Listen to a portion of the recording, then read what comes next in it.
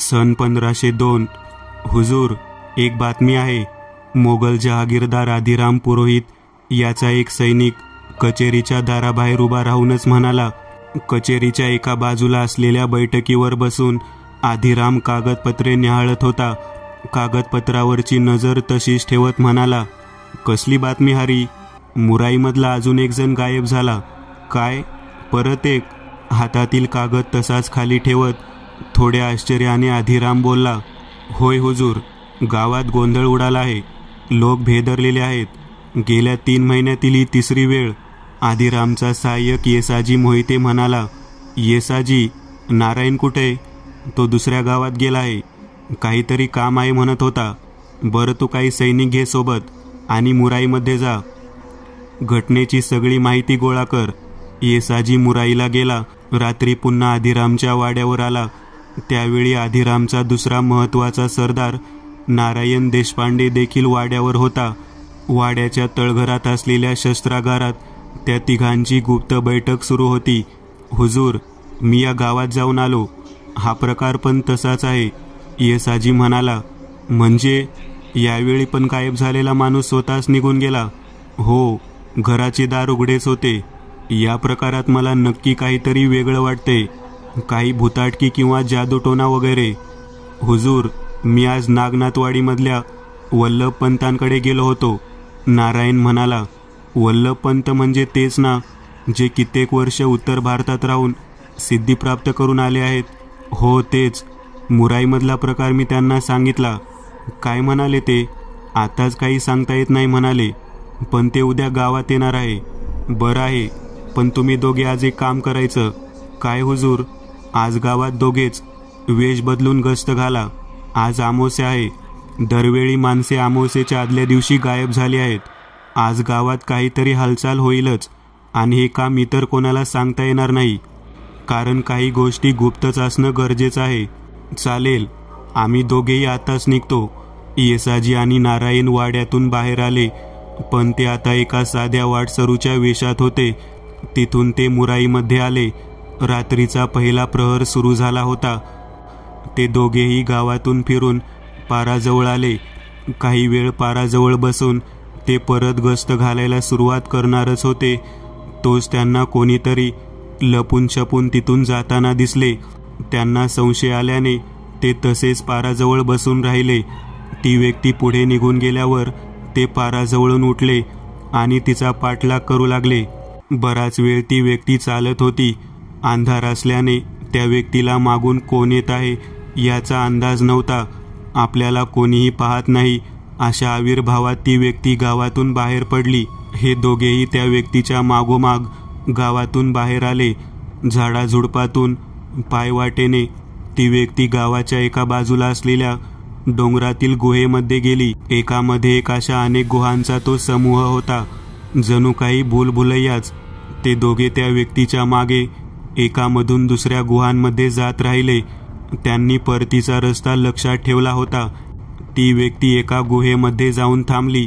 तिथे अनेक मशाली तेवत होत्या, त्यामुळे त्या गुहेत काही अंशी उजेड होता. जिभेपासून काही अंतरावर लपून ते दोघे आत काय चाललं आहे ते पाहत होते. इतक्यात त्या व्यक्तीने वळून मागे पाहिले. हे दोघे त्या व्यक्तीला दिसले नाहीत, पण उजेडामुळे त्या व्यक्तीचा चेहरा त्या दोघांना दिसला. अरे, हा तर लखुजी, हलक्या आवाजात नारायण म्हणाला. काय करतोय बघू तो.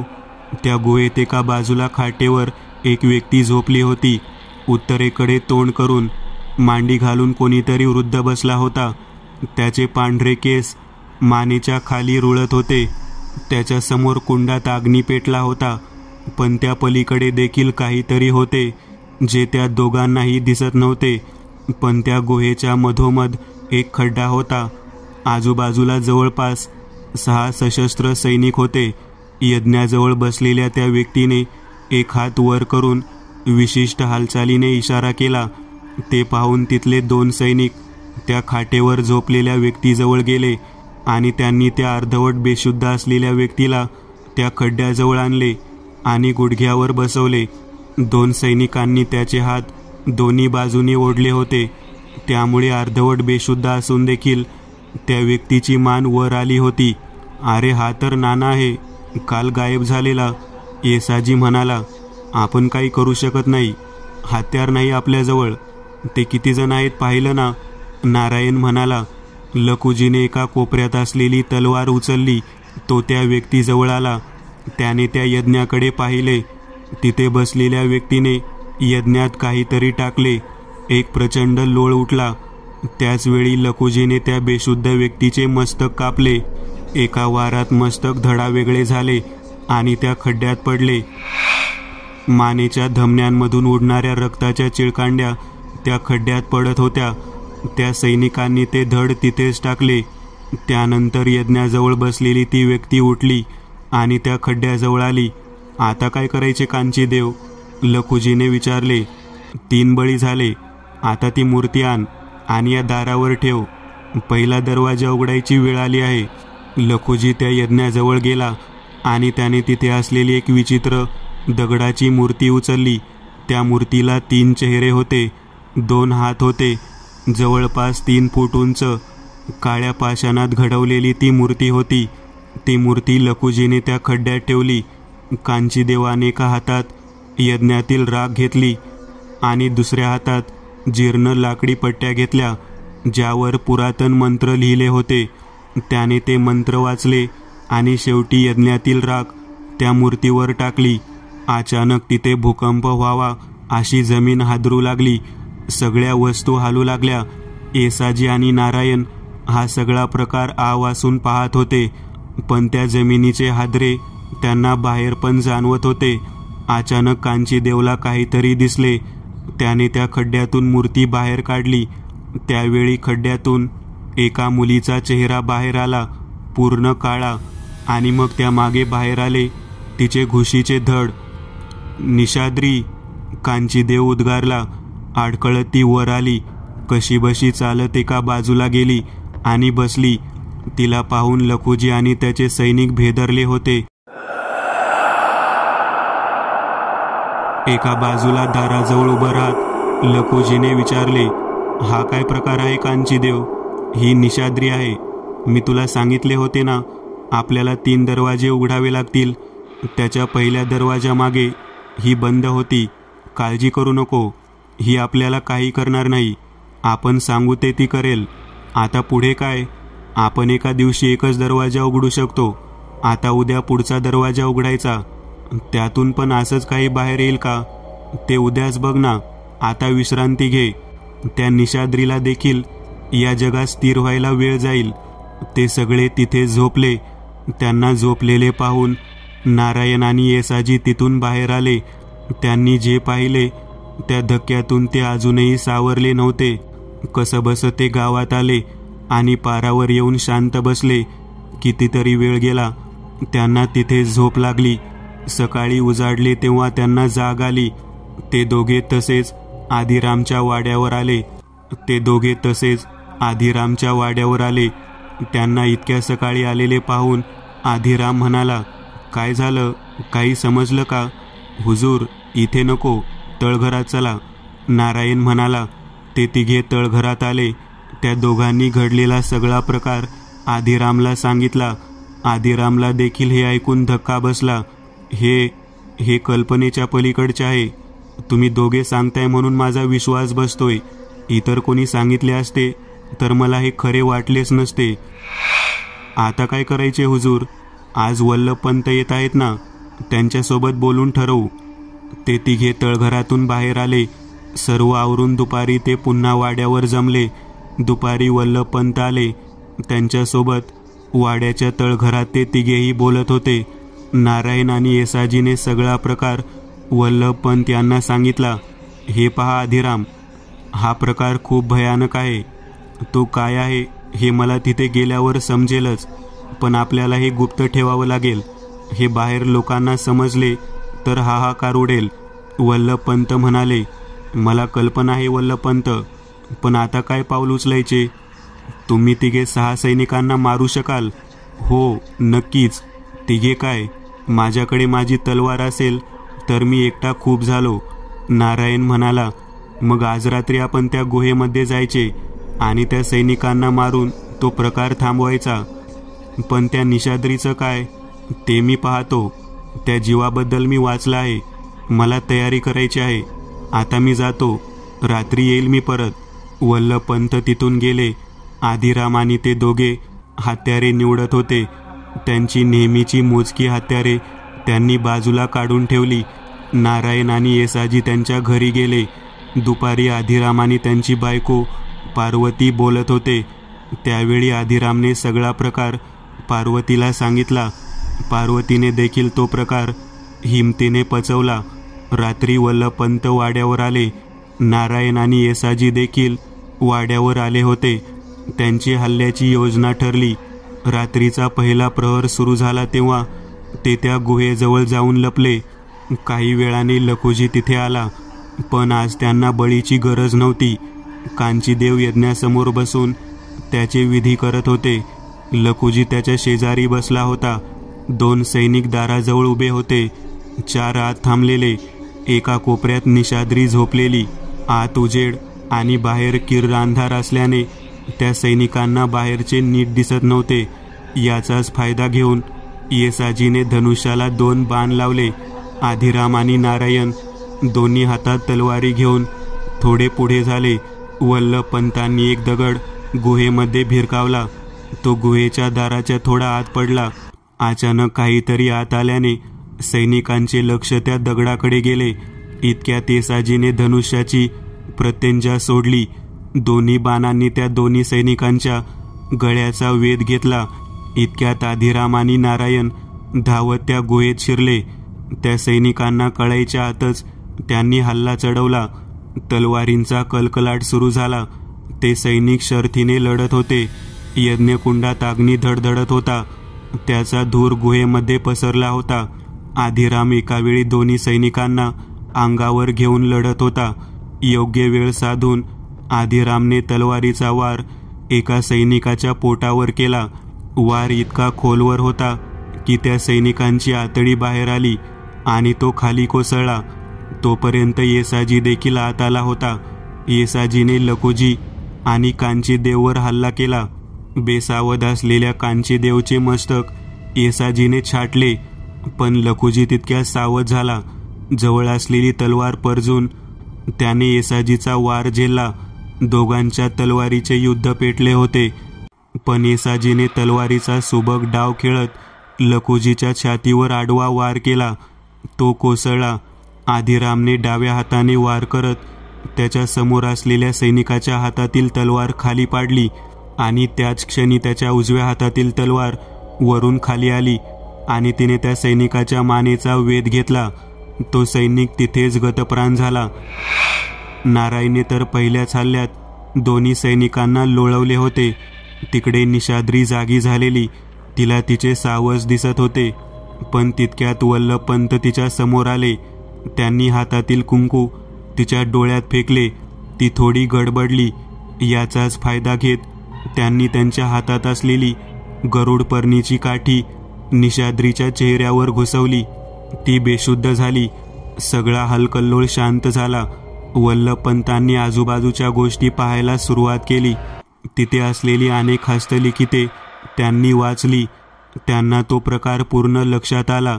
बराच वेळ गेल्यानंतर ते म्हणाले, आधीराम, हा प्रकार आपण विचार करू शकत नाही इतका भयानक आहे. काय झालं वल्लभपंत? हा सगळा प्रकार सुरू होता तो विरादला पाताळातून पुन्हा बाहेर काढण्यासाठी. विराद हा काय प्रकार आहे? विराद एक भयंकर राक्षस होता, ज्याला ब्रह्मदेवाकडून वरदान मिळाले होते. कोणत्याही शस्त्राने त्याला मारणे शक्य नव्हते. पण जेव्हा राम, लक्ष्मण आणि सीता त्यांच्या वनवासातून प्रवास करत होते, तेव्हा शरभंग ऋषींच्या आश्रमातील काही लोकांनी त्या राक्षसाची माहिती राम आणि लक्ष्मण यांना दिली. त्यावेळी लक्ष्मणाने त्या राक्षसासोबत युद्ध केले, पण तो राक्षस मरत नव्हता. त्यामुळे रामाने त्याला जमिनीत खूप खोलवर जिवंत गाडले. रामायणात यावर श्लोक देखील आहे. हो, पण मग ही निशाद्री आणि हे सगळं, पाताळाचे दार वगैरे, हे कुठून आलं? कसं आहे ना आधीराम, तो राक्षस एकटा नव्हता. तिथे निशाद्रीसारखे काही विचित्र जीव देखील होते. त्यांना देखील त्यावेळी लक्ष्मणाने जमिनीखाली गाडले. नंतर ते पुन्हा वर येऊ नये म्हणून त्या ऋषींनी तिथे एक दाराची यंत्रणा बसवली. वेगवेगळ्या टप्प्यावर त्या जीवांना बंद केले आणि सर्वात खाली विराधला ठेवले. मंत्रशक्तीने ते दार बंद केले. त्यामुळे ते विचित्र जीव आणि विराध बाहेर येऊ शकले नाहीत. ही ती जागा आहे जिथे त्यांना जमिनीत बंद केलंय. पण मग ते आता कसे बाहेर आले? ती मूर्ती पाहतोय ना, ती त्रिशिरस राक्षसाची मूर्ती आहे. कांचीदेवने ती मूर्ती बनवून घेतली होती. तो कांचीदेव खूप मोठा तांत्रिक होता. त्याला विराधला बाहेर काढायचे होते, पण त्यासाठी त्या ऋषींनी मंत्रांनी बंद केलेले दार उघडावे लागणार होते. पण ते मंत्र तोडून दार उघडू शकेल असा एकच राक्षस होता, त्रिशिरस. त्यामुळे त्याची मूर्ती बनवून त्याने त्याचे आव्हान केले. ती मूर्ती त्याला मदत करू लागली. वल्लभपंत, आता हा त्रिशिरस कोण? त्रिशिरस हा त्वष्टरचा मुलगा, प्रल्हादचा नातू. त्याला 3 मस्तक होते. तो शक्तिशाली तर होताच, पण त्याला वेदांचे ज्ञान होते. इंद्राने त्याला फसवून पराभूत केले. पण मला एक समजले नाही, गावातील लोकांचे बळी का दिले मग कांचीदेवने? तो दरवाजा त्याला सापडला होता, पण तो उघडण्याचा एक विधी होता जो त्याला त्या त्रिशिरसच्या मूर्तीने सांगितला होता. त्यात प्रत्येक अमावस्येला एक असे 3 बळी त्या दरवाजाला द्यायचे होते. यासाठी कांचीदेवने संमोहन तंत्राचा वापर केला. लोकांना संमोहित करून तो इथे आणायचा. या सगळ्यात त्याला लखुजीने खूप मदत केली, कारण यात त्याचा पण स्वार्थ होताच ना. भयानक आहे हे सगळं. पण आता पुढे काय करायचे? ही मूर्ती, निशाद्री, ही हस्तलिखिते. कांचीदेवने ही जागा शोधली ती त्याच्या मंत्रशक्तीने. भविष्यात कोणीही ही जागा शोधू नये म्हणून आपल्याला एक विधी करावा लागणार आहे. उद्या आपण तो विधी करू. ही हस्तलिखिते जाळून टाका. कोणालाही याची कसलीही माहिती मिळायला नको. राहिलं या निशाद्रीचं, हिला परत आत तर मी पाठवू शकत नाही. उद्या मी मंत्रशक्तीने तिला कैद करून ठेवेल. आता आपण निघूयात मग. उद्या सगळ्या गोष्टीची व्यवस्था लावता येईल. अजून महत्त्वाची गोष्ट आदिराम, पंचधातूचा एक कलश आजच्या आज बनवून घ्या. उद्या आपल्याला तो लागणार आहे. तो कलश अभिमंत्रित करून मी या दारावर बसवणार आहे. अभिमंत्रित कलश म्हणजे या विराध किंवा इतर वाईट शक्तींना जर रोखायचे असेल तर आपल्याला देखील एका प्रचंड शक्तीचे आवाहन करावे लागणार आहे. ती शक्ती म्हणजे काळभैरव. त्याची साधना करून त्या कलशावर आपण भैरवाची मूर्ती स्थापन करणार आहोत. ती पूजा झाल्यानंतर तो कलश साधारण राहणार नाही, तो असेल भैरव कुंभ. आणि या मूर्तीचं काय? वल्लभपंत या मूर्तीजवळ गेले. त्यांनी झोळीतून कसली तरी भुकटी काढली आणि ती त्या मूर्तीवर टाकली. ती मूर्ती थोडी हलली. त्यांनी आजूबाजूला पाहिले. एका कोपऱ्यात हातोडी पडलेली. त्यांनी त्या मूर्तीची 2 मस्तके फोडली. ते आदिरामजवळ आले आणि म्हणाले, ही मूर्ती आता काही करू शकत नाही, पण ही मूर्ती परत जुळायला नको. त्यासाठी हिच्या शरीराचा एक भाग मुराईच्या खाडीत टाका. उरलेले 2 मस्तक मी त्या भैरवकुंभात ठेवेल. कोणतीही वाईट शक्ती कधीच ही जागा आणि भैरवकुंभ शोधू शकणार नाही. म्हणजे जोवर तो कलश इथे असेल तोवर तो दरवाजा उघडणार नाही. होय, तो दरवाजा आणि मुराई यांच्यामधली भिंत असेल तो भैरवकुंभ, जो मुराईला कायम सुरक्षित ठेवेल. पण वल्लभपंत, हा भैरवकुंभ. आदिराम हे बोलतच होता, इतक्यात त्याच्या पाठीत मागून भाला घुसला. त्याने मागे वळून पाहिले. तिथे लखुजी उभा होता. तो जिवंत होता. नारायणचे तिकडे लक्ष गेले. तो वेगाने तिकडे वळला. त्याच्या हातातील तलवार त्वेषाने लखुजीच्या मस्तकावर आदळली. त्याच्या चेहऱ्याची चिरफाकळी उडाली आणि तो तिथेच कोसळला. आदिराम खाली पडला होता. येसाजीने त्याच्या पाठीमधला भाला काढला. त्याच्या पाठीला शेला गुंडाळला. आभिरामने वल्लभपंतांकडे पाहिले. वल्लभपंत, काही झालं तरी हे विधी उद्याच व्हायला पाहिजे. हे गाव मला सुरक्षित हवे. हुजूर, आपण घरी जाऊ. वैद्यांना लगेच बोलवले पाहिजे. नारायण म्हणाला. ते दोघे आदिरामला घेऊन वाड्यावर आले. त्याला अंगणातच झोपवला. काही वेळात वैद्य आले. घरात दरोडेखोर घुसले अशी वावडी उठवली. वैद्य आदिरामवर उपचार करत होते. तेव्हा आत पार्वती, नारायण आणि येसाजी बोलत होते. त्यांनी घडलेला सगळा प्रकार पार्वतीला सांगितला. पार्वती खंबीर होती, ती डगमगली नाही. यांनी जे ठरवलं आहे तेच होईल. उद्याच तुम्ही तो विधी पार पाडा.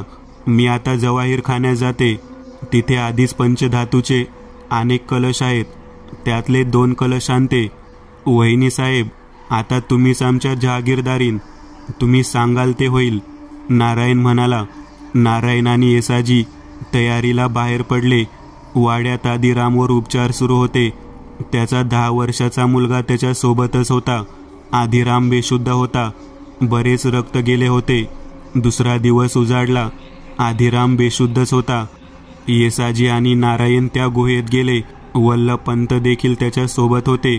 त्यांनी आजूबाजूच्या जंगलातून बरीच लाकडे आणली. त्याच गुहेत वल्लभपंत यांनी यज्ञ सुरू केला. 2 कलशापैकी 1 कलश त्यांनी निवडला. त्यावर अभिमांत्रित दोरा बांधला. त्या त्रिशिरसच्या मूर्तीचे 2 भाग ठेवले. जवळपास 1 प्रहर त्यांचा यज्ञ सुरू होता. त्यांनी त्या कलशावर अनेक प्रकारचे गंध लावले.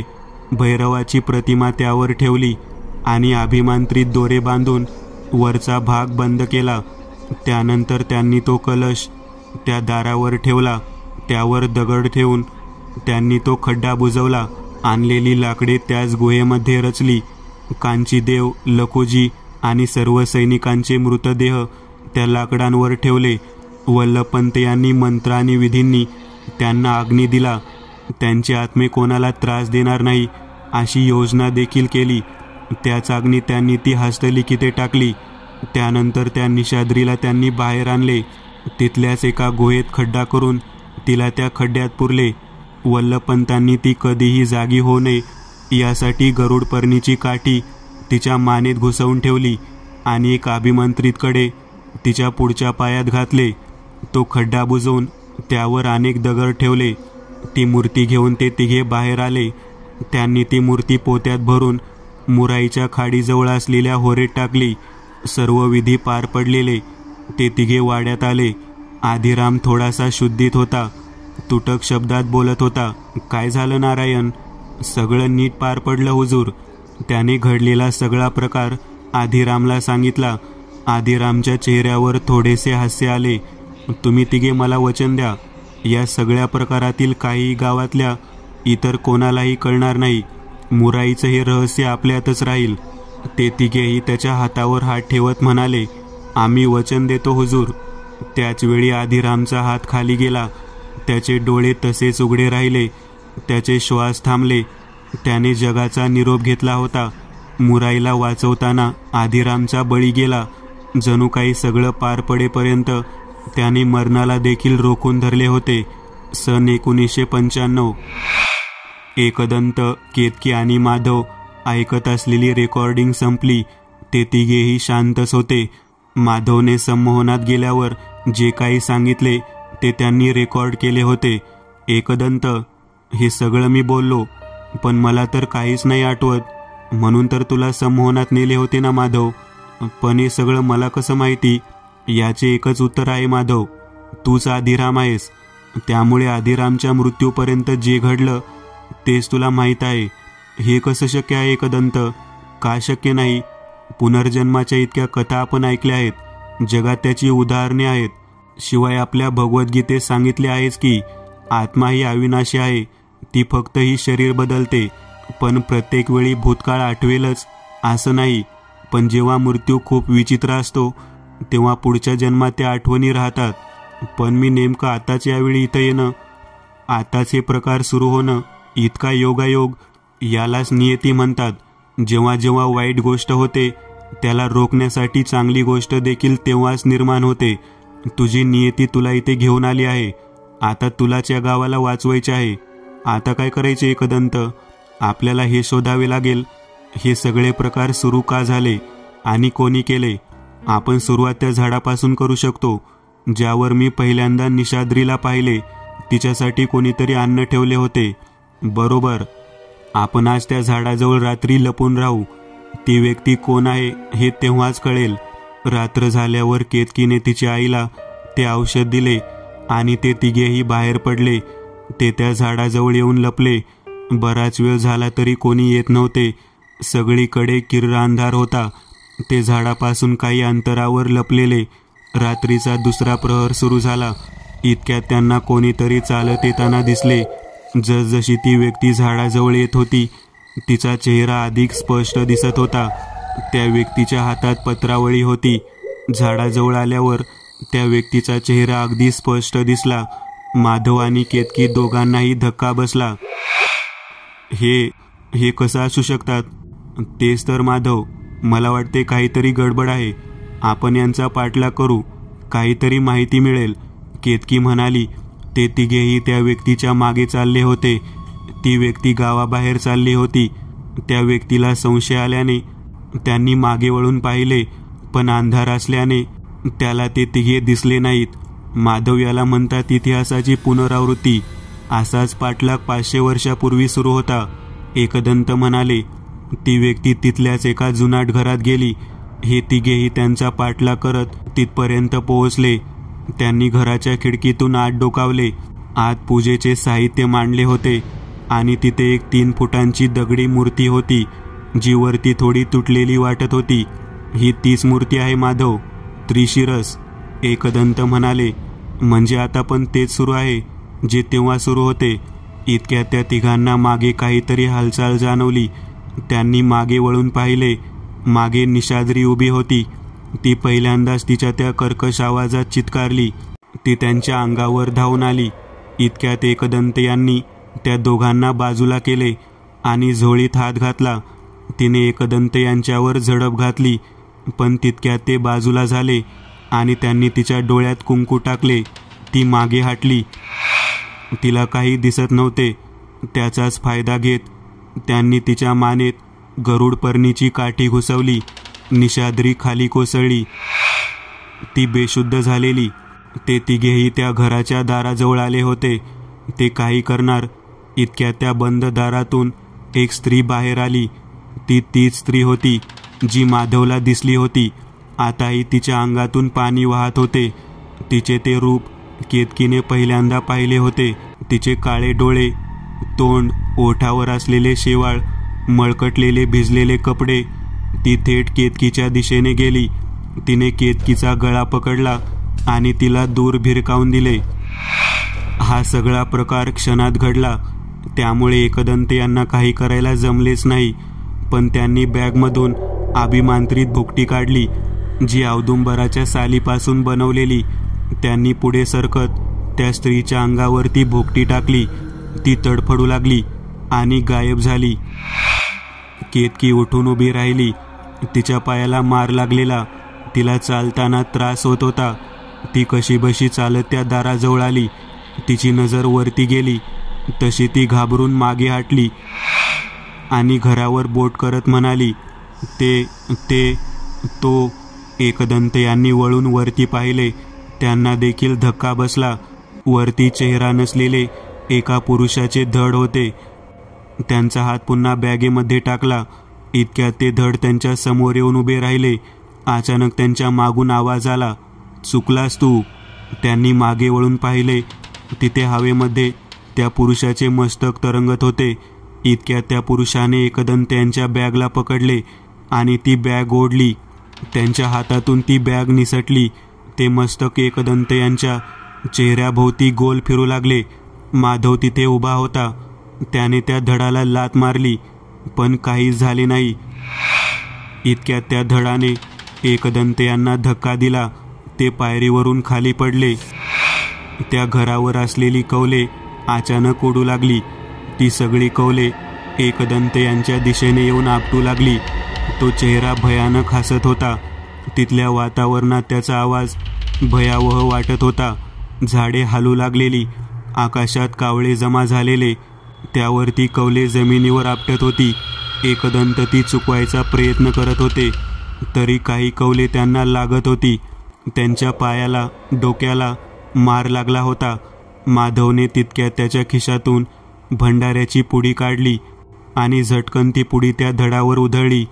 तसं त्या चेहऱ्यातून कर्कश आवाज निघू लागले आणि तो गडप झाला. ती उडणारी कौले थांबली. एकदंत उठून उभे राहिले.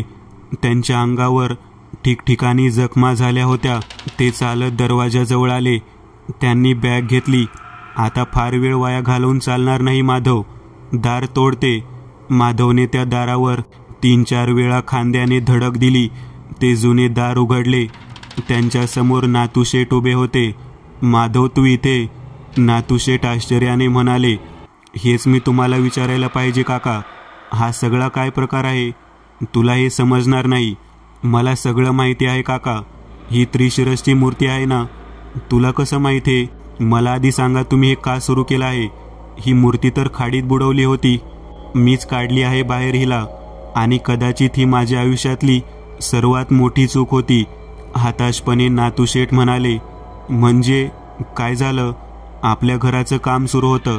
त्यात मला घरातलं छोटं तळघर सापडलं, जे बंद केलेलं होतं. त्यात मला खूप जुनी हस्तलिखिते मिळाली. त्यात लखुजींनी अनेक विद्यांची माहिती ठेवलेली. मी त्या विद्या शिकल्या.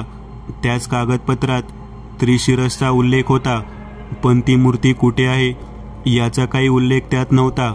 मी माझ्या विद्येचा वापर करून ही मूर्ती पुन्हा शोधली, जी होरेत खाली गाळात वर्षानुवर्षे रुतून बसलेली. पण यातून काय साध्य केलं तुम्ही काका? या मूर्तीवर मी त्या कागदात लिहिलेले विधी केले. त्यासाठी मी एकाच घरातील 3 लोकांचे बळी दिले. म्हणजे गावात जे लोक गायब झालेले ते हेच? होय, प्रत्येक पौर्णिमेला एक बळी, असे 3 बळी देणे गरजेचं होतं. पण याने काय झालं? तेव्हा ही मूर्ती माझ्यासोबत संवाद करू लागली. मला हवं ते मिळवून देऊ शकत होती ही मूर्ती, पण त्यासाठी मला त्या मूर्तीसोबत रक्तबंधन करावं लागणार होतं. म्हणजे काय? म्हणजे माझा आत्मा तिच्याशी जोडावा लागणार होता. मी ते केले, पण यातून घडले वेगळेच. म्हणजे नीट सांगाल का? मी त्या मूर्तीचा गुलाम झालो. ती मूर्ती सांगेल ते मला ऐकावं लागेल, नाहीतर माझा जीव जाऊ शकते. ती मूर्ती, तिनेच मला सगळा इतिहास सांगितला. मग पुढे? त्या मूर्तीला विरारला जिथे गाडलं आहे ती जागा शोधून त्याला मुक्त करायचं होतं, आणि ते काम ती माझ्याकडून करून घेत आहे. पण ते निशाद्री, ते आत्मे मी वश केलेले आहेत. खाडीत बुडून मेलेल्या बाईचा आत्मा आहे तो. मी तिला बंदी बनवली आणि माझ्या कामासाठी वापरली. तसाच तो पुरुष देखील. पण निशाद्रीचं काय? या मूर्तीने दिलेल्या शक्तीमुळे निशाद्रीला शोधता आले, हे देखील त्या मूर्तीने सांगितले होते.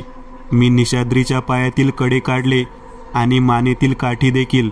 त्यामुळे ती मुक्त झाली आणि मला मदत करू लागली. पण तिला मांसांची चटक लागली आहे, त्यामुळे तिला आता खाद्य पुरवावे लागले, नाहीतर ती मलाच मारेल. म्हणजे तुम्हाला असं वाटत होतं तो कलश कुठे ठेवला आहे हे मोहिते देशपांडे यांच्या वारसदारांना माहीत असेल, म्हणून तुम्ही त्यांच्या घरी ते आत्मे पाठवले? हो, त्या मांत्रिकाला देखील त्या स्त्रीच्या आत्म्याने मारले. आणि माझ्यावर झालेला हल्ला, तुझ्याकडून मी ते भैरवकुंभाचे नाव ऐकले आणि मला असं वाटलं तुला काहीतरी माहिती असेल. आणि केतकी तुझ्या सोबत असायची, त्यामुळे तिच्यावरही. काका, तुम्ही किती लोकांचे विनाकारण जीव घेतले? काकूंना हे माहीत आहे का? तिला माहीत आहेच, पण मी काहीच नाही करू शकत आता. या मूर्तीचा आदेश मानणं मला भाग आहे, पण आम्हाला भाग नाही नातूशेठ, एकदंत म्हणाले. हे कोण आहेत नक्की? नातूशेठ म्हणाले. हे एकदंत आहेत. या गावाला वाचवायला आले आहेत. तुम्हाला मी खोटं सांगितलं होतं की हे केतकीचे भाऊ आहेत. हे मला मदत करू शकतील का? नाही, रक्तबंधन तोडणे हे कधीच शक्य नसतं नातूशेठ. त्यामुळे आता या मूर्तीसोबत तुमचा नाश अटळ आहे. म्हणजे? एकदंत यांनी बॅगमध्ये हात घातला. त्यात एक टाक होता. एकदंत पुढे सरसावले. त्यांनी तो टाक त्या मूर्तीच्या कमरेत बांधला. ती मूर्ती पुन्हा हलू लागली आणि पुढच्या क्षणी त्या मूर्तीचा स्फोट झाला. त्याचवेळी नातूशेठ देखील खाली कोसळले. माधवने नातूशेठ यांना पकडले, त्यांचे डोके मांडीवर घेतले, पण तोपर्यंत ते गतप्राण झालेले. त्याच्या डोळ्यात पाणी जमा झाले होते.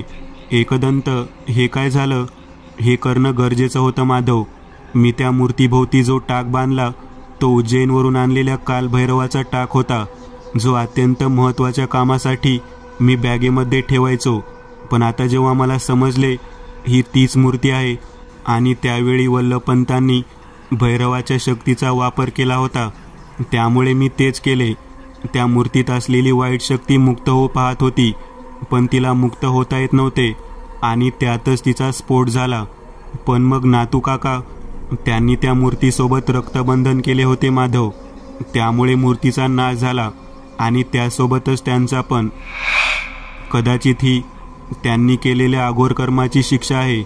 आता त्या निशाद्रीचे काय? तिला त्या खोलीमध्ये बंद कर. उद्या मी बाबांना बोलावून घेईन, ते पाहतील काय करायचं. माधवने नातू शेठचा देह एकदंत यांच्या मदतीने घरी आणला. राधाबाईंना घडलेला सगळा प्रकार सांगितला. त्या शांत होत्या. कधीतरी हे होईल याची भीती होतीच माधव. काकू, तुम्ही हे माहीत असून इतक्या खंबीर राहिला, यापुढे देखील राहा. माधव, माझी काळजी करू नको, मला काही नाही होत. दुसऱ्या दिवशी गावात बातमी पसरली, नातू शेठचा देखील तसाच खून झाला. लोक जमा झाले. नातू शेठचे विधी पार पडले. संध्याकाळी एकदंत नातू शेठच्या घरी आले. केतकी देखील सोबत होती. राधाबाई, तुम्हाला एक गोष्ट विचारायची होती, एकदंत म्हणाले. कसली गोष्ट? त्या तळघरात जे कागद आहेत ते मला हवे आहेत. त्या कागदांना जाळून टाकावं लागेल. ते पुन्हा कोणाच्या हातात नको यायला. बरोबर आहे तुमचं एकदंत, तुम्ही चला तळघरात. ते सगळेजण तळघरात आले. तिथली सर्व जुनी कागदपत्र त्यांनी गोळा केली आणि बाहेर अंगणात आणून जाळून टाकली. तोपर्यंत सूर्य अस्ताला गेला होता. तिकडून महादेव येत होते. जवळ येताच एकदंत त्यांच्या पाया पडले. बाबा, तुम्ही आला देखील? हो, तुझा सकाळी फोन आला. प्रसंगाचं गांभीर्य ओळखलं आणि मी लगेच निघालो. तुम्हाला उपाय माहिती आहे का? हो, तेच घेऊन आलो आहे. कोणत्याही निशाचर प्राण्याने असा दंश केला तर त्यावर उपाय आहे. ताम्रकाष्टीची फुले उगाळून त्यात कुष्मांडपर्णीच्या मुळाचा रस मिसळायचा. हाच उपाय कदाचित केतकीच्या आईवर देखील चालेल. यामुळे त्या विषाचे गुणधर्म नाहीसे होतात. ते सगळे केतकीच्या घरी गेले. तिच्या आईला महादेव यांनी तो काढा प्यायला दिला. त्यांना गाढ झोप लागली होती. केतकी घरीच थांबली. महादेव, एकदंत आणि माधव निशाद्रीला जिथे बंद केले होते त्या घरात गेले. हिला मारली तरी ही परत जिवंत होईल, त्यामुळे आता पण आपण या निशाद्रीला मारू शकत नाही. महादेव म्हणाले. मग काय करायचं बाबा? एकदंत म्हणाले. तिच्या पायात हे चांदीचे अभिमांत्रित कडे घालून तिला बेशुद्ध करून गाडून टाका. आता हाच उपाय आहे. माधव आणि एकदंत यांनी तिच्या पायात ते कडे घातले आणि नातू शेठ यांच्या तळघरातच तिला ठेवली आणि ते कायमचे बंद करून टाकले. रात्री 12 नंतर ते तिघे केतकीच्या घरी गेले. केतकीच्या चेहऱ्यावर त्यांना आनंद दिसत होता. काय झालं केतकी? कशी आहे आई? महादेव म्हणाले. बाबा, आईला काहीच झाले नाही. ती निशाद्रीसारखी नाही झाली. शांत झोपली आहे आता. हां, म्हणजे औषधाचा परिणाम झाला? हो. तुमचे आभार कसं मानू समजत नाहीये. मी किती प्रयत्न केले यासाठी. आभार कसले त्यात? त्या बरं झाल्या याचा आनंद मलाही तितकाच आहे. पण बाबा, आता अजून एक गोष्ट करावी लागणार आहे. एकदंत म्हणाले. कसली? या दोघांचे लग्न.